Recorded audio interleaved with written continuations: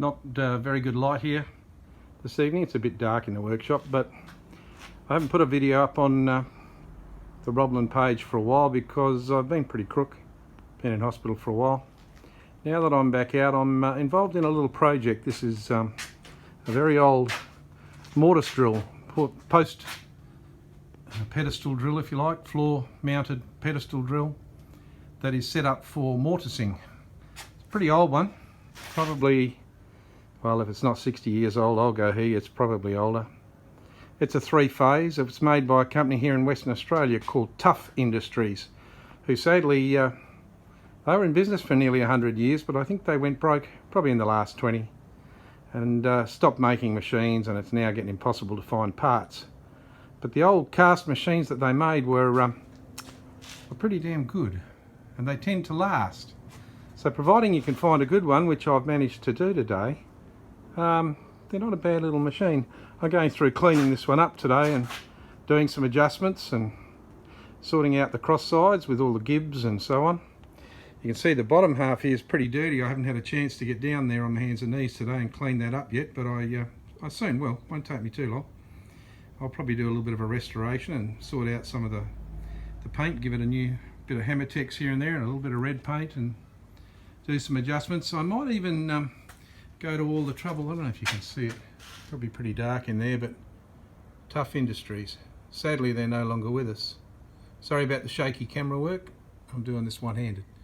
I might even go to the effort, I think, of trying to source a variable frequency drive, since this is a 415 volt three-phase motor that's on it. See if I can source a VFD and add an additional little box on the side here and find a willing sparky that might wire it up for me, and that would give me the ability, apart from changing belts, to infinitely variable speed on the drill press without having to change belts basically. And I mean, the pulleys on these particular, hang on a minute, I'm going to turn that off. The pulleys on these particular machines they're a different diameter to a normal pedestal drill for drilling holes in metal or timber.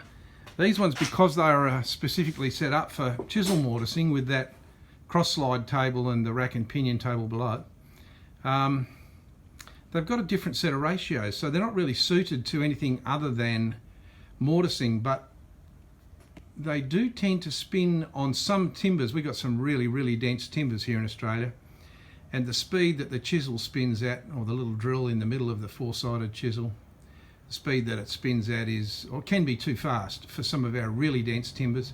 And I would like the ability with a variable frequency drive to just maybe drop the revs down to, you know, 100 or 120 RPMs. Something that the chisel's got, or the drill has got a chance to clear the chips and to make its way down through the timber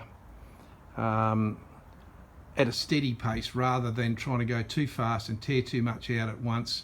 It's not hard to break out the side of the actual square mortise chisel on these, on our dense hardwoods. Some of our hardwoods here are, you know, 11 on the Janka scale, which is phenomenally hard. So yeah, I think it might be worth the investment of a few extra dollars to try and put a variable frequency drive on this. But yeah, the next few days I'm just going to pop through and work on sorting out all the mess down on the bottom here, clean it up, probably pull it apart a bit more and do a little bit more paint restoration and try and get it back into as good a nick as I can get it, and get it as adjusted as well as I can.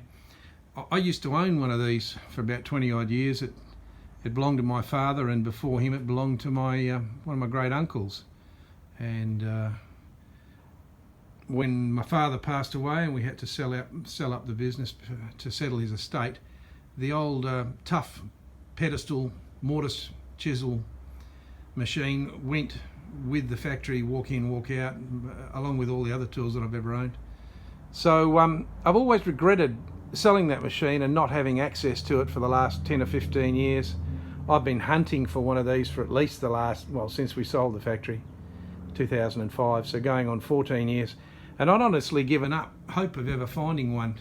And then blow me down, last week I just happened to see one on Facebook Market, no, Gumtree, our version of the American Craigslist.